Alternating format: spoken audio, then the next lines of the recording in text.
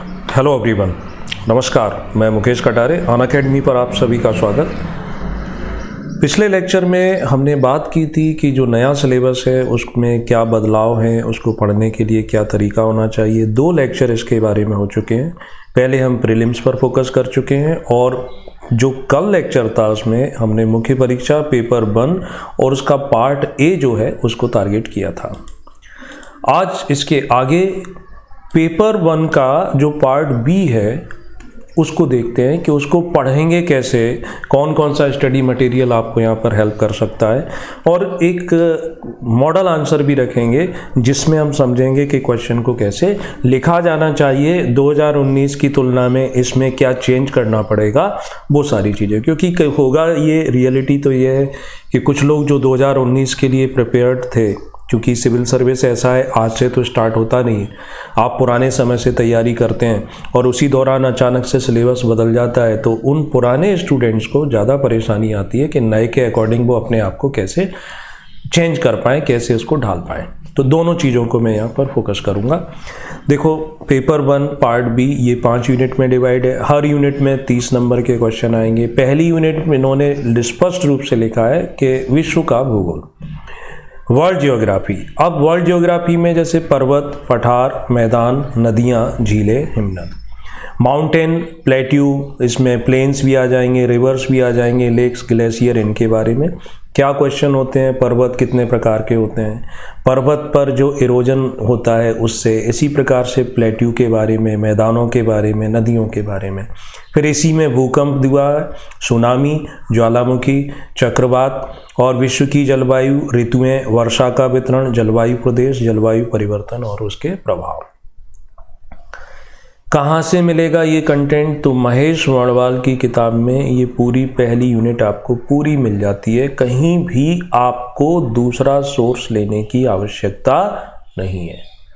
हर प्रकार से माउंटेन्स भी मिलते हैं, प्लेट्यू भी मिलते हैं, मैदान भी मिलते हैं, मैदानों के टाइप भी मिलते हैं, ये मिल जाता है।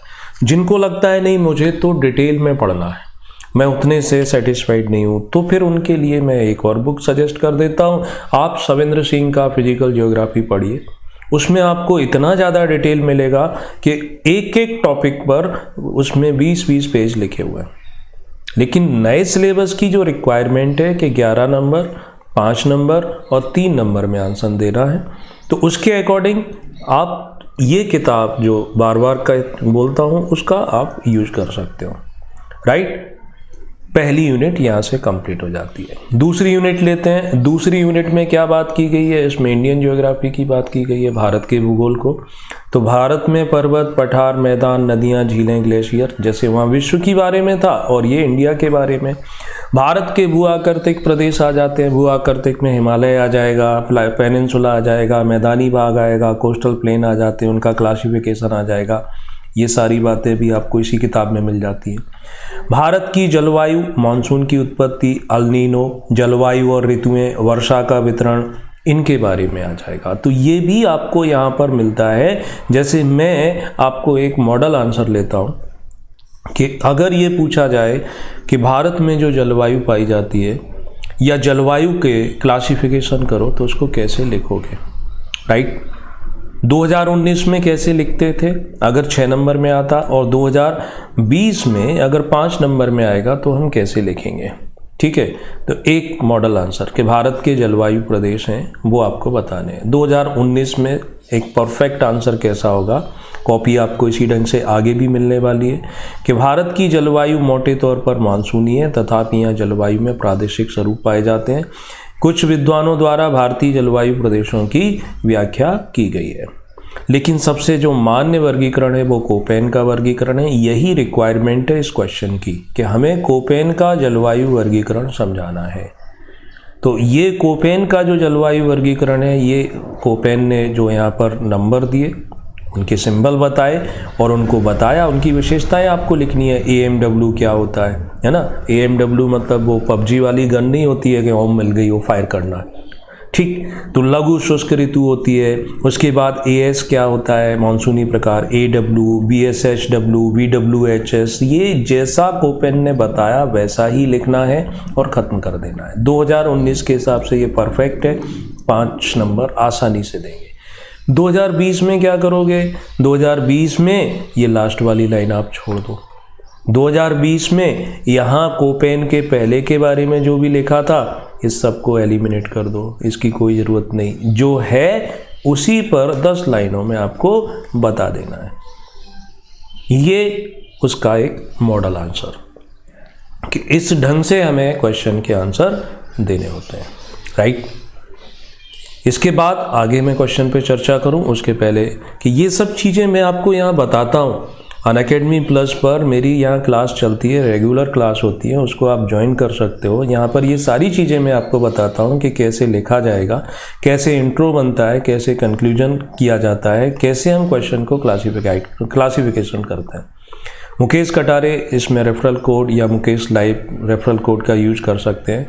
फ्री टेस्ट सीरीज का बेनिफिट ले सकते हैं। यहाँ जो मैं अभी क्लासेस ले रहा हूँ इस मंथ में, तो एक तो जियोग्राफी की क्लास ये रात को 9 बजे स्टार्ट है, प्रीलिम्स प्लस मेंस दोनों को कंबाइंड लेके चल रहा हूँ। और ये एथिक्स पेपर 4 के लिए ये 5 जून से स्टार्ट हो जाएगा, शाम को 4 बजे इसकी टाइमिंग रहती है, राइट। अनअकैडमी पर benefit study from home, live doubt clearing session, मात्र 17 रुपये प्रतिदिन खर्च होता है और उसमें भी EMI का ऑप्शन मिल जाता है। भारत के टॉप एजुकेटर की आप क्लास ले पाते हैं। अनअकैडमी के द्वारा एक MPPSC की चैम्पियनशिप स्टार्ट की गई। उस चैम्पियनशिप में कोई फीस नहीं ली जा रही है। 2 टेस्ट इसके कंप्लीट हो गए, 17 मई 31 मई। नेक्स्ट जो है वो 14 जून को है, उसके बाद 28 जून को है, फिर 12 जुलाई को है। तो जो लोग अभी इसका एनरोलमेंट नहीं करा पाए हो तो ये तीसरे टेस्ट के लिए इसका एनरोलमेंट करा लो। 14 जून को जो होगा, इसका लिंक इस वीडियो के डिस्क्रिप्शन में दिया हुआ है, तो वहाँ करा सकते हो। अनअकैडमी प्लस ज्वाइन करने के लिए 1 month, 3 month, 6 month, 12 month, 24 month in category में सब्सक्रिप्शन अवेलेबल है। 1 साल का फीस 7000।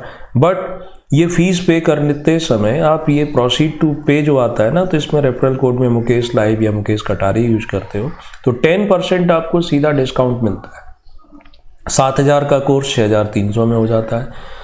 5600 के स्थान पर 5040 हो जाते हैं। 3500 के स्थान पर 3150 हो जाते हैं। तो ये आंसर राइटिंग हुई कैसे, वो सब चीज़ें मैं आपको यहाँ अपने इस कोर्स में डिस्कस करके बताता हूँ, राइट। प्राकृतिक संसाधन, जल, वन, मृदा, शैल, खनिज, जनसंख्या, फिर उसका वृद्धि, वितरण, घनत्व, जेंडर रेशियो, साक्षरता, माइग्रेशन, ग्रामीण नगरीय जनसंख्या, ये सारे के सारे जो टॉपिक हैं इस दूसरी यूनिट के, ये कहाँ मिलेंगे? तो ये आपको उसी किताब में मिल जाएंगे, महेश वर्णवाल में। जो नहीं मिलेगा वो क्या नहीं मिलेगा? ये वाला खाद्य प्रसंस्करण और इनसे संबंधित उद्योग, ये उसमें नहीं मिलेगा। बट ये वो है जो 2019 तक सिलेबस में था, तो इसको भी आसानी से अवेलेबिलिटी है, कोई बहुत बड़ी बात नहीं है, राइट। ठीक, इसके बाद तीसरी यूनिट पर चलते हैं। 3rd यूनिट, इसमें मध्य प्रदेश का भूगोल, यानी क्लासिफिकेशन देखो, पहले world geography, then Indian geography, then अब हम मध्य प्रदेश के भूगोल को पढ़ते हैं। तो मध्य प्रदेश की जियोमॉर्फोलॉजी, यानी यहाँ जो प्राकृतिक विभाजन करते हैं, पहले 3 भागों में बांटते हैं। मध्य उच्च प्रदेश है ना, सतपुड़ा, मैकल श्रेणी, पूर्वी पठार, फिर उसे 5 भागों में बांटते हैं। तो उसमें ये सारे नर्मदा घाटी, मालवा का पठार, ये तो पूछेंगे ही, बट वो अन्य भी पूछेंगे, ऐसा नहीं कि उसको वो छोड़ देंगे। मध्य प्रदेश की प्राकृतिक वनस्पति, मध्य प्रदेश की जलवायु, मृदा, तो मृदा भौतिक, रासायनिक, जैविक गुण, मृदा प्रसंस्करण, मृदा निर्माण, मृदा क्षरण, ह्रास की समस्याएं, समस्याग्रस्त मृदा, जल ग्रहण के आधार पर मृदा संरक्षण। मृदा का ये टॉपिक कोई मध्य प्रदेश का स्पेसिफिक राइट नहीं है, ये फिजिकल जियोग्राफी सॉइल वाला है, तो आपको ये वर्णवाल में उतना अच्छा तो नहीं मिलेगा, वेरी ऑनेस्ट। ये फिर आपको NCERT की किताब में सबसे अच्छा मिल जाता है, वहाँ से ये टॉपिक ले सकते हैं और भौतिक रासायनिक गुण इनको बता सकते हैं। मेरी आप पुरानी क्लासेस देखोगे तो उनमें भी मैंने ये आपको डिटेल में बताया हुआ है। फिर ये सारा ऊपर वाला कहाँ था? तो मैग्रो हिल, जितेंद्र सिंह भदौरिया या मध्य प्रदेश हिंदी ग्रंथ अकादमी, दोनों में से किसी में भी ये टॉपिक आपको पूरे मिल जाते हैं। खनिज और ऊर्जा संसाधन, इनका प्रकार, वितरण, मध्य प्रदेश के विशेष संदर्भ में मैग्रो हिल हिंदी ग्रंथ अकादमी में डिटेल में मिल जाते हैं। फिर उद्योग, वन, खनिज आधारित उद्योग, ये भी उसी में मिल जाते हैं। और राज्य की आपदाग्रस्त जनजातियाँ, ये भी इसी में मिल जाते हैं। तो तीसरी यूनिट में एक टॉपिक एनसीईआरटी से लेना पड़ता है, बाकी सब आपको मैक्रो हिल की किताब से अवेलेबिलिटी हो जाती है। चौथी यूनिट पर चलें, पेपर 1 पार्ट बी। इसमें जल एवं आपदा प्रबंधन, वाटर एंड डिजास्टर मैनेजमेंट। तो ये जो है ये पुराने सिलेबस में भी था। 2019 का सिलेबस देखोगे कॉमन है, तो इसको लेकर कोई समस्या नहीं आएगी, राइट। समस्या क्या है कि ये महेश वर्णवाल में नहीं दिया हुआ है ना। तो पेयजल आपूर्ति, जल का अशुद्धि का कारण, गुणवत्ता प्रबंधन, नए टॉपिक थोड़े से जोड़े गए। जल प्रबंधन, भूजल संग्रहण, प्राकृतिक और मानव निर्मित आपदाएं, क्लास 11th की एनसीईआरटी में ये सारे टॉपिक मिल जाते हैं।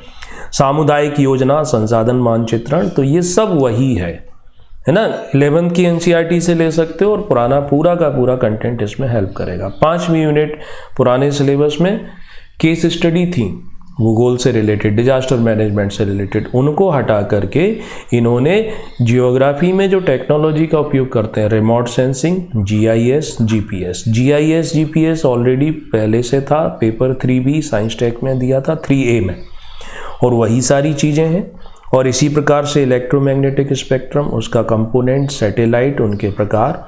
इसके लिए क्या करोगे, तो इसके लिए परीक्षा मंथन की साइंस टेक की किताब आती है, उसमें ये काफ़ी डिटेल में मिलता है। थोड़ा बहुत इंटरनेट से मटेरियल हम ले लेंगे और ये 5वीं यूनिट पूरी तरीके से तैयार हो जाती है। तो पेपर 1 भी 150 नंबर का आएगा। इस 150 में आप 110 तक ला सकते हो, 120 तक भी ला सकते हो, राइट। अब बात करते हैं जो कमेंट आप लोगों के मुझे भेजे थे पिछले वीडियो में। एक श्रीमान, उनका पूछना था कि अदर स्टेट वालों का एमपी में हो जाता है। देखो, मध्य प्रदेश शांति का टापू है।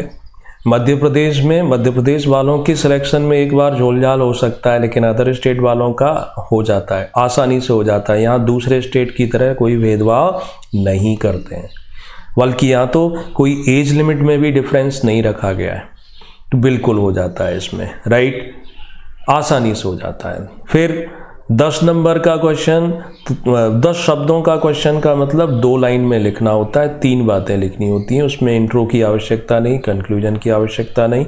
50 शब्द, इसमें भी इंट्रो और कंक्लूजन नहीं होता है, जैसा है वैसा लिखा जाता है। मैंने आपके एक मॉडल आंसर से इसको समझाने की कोशिश की। 11 नंबर 2 पेज में लिखते हैं, तो फ्लो चार्ट का उपयोग कर सकते हो।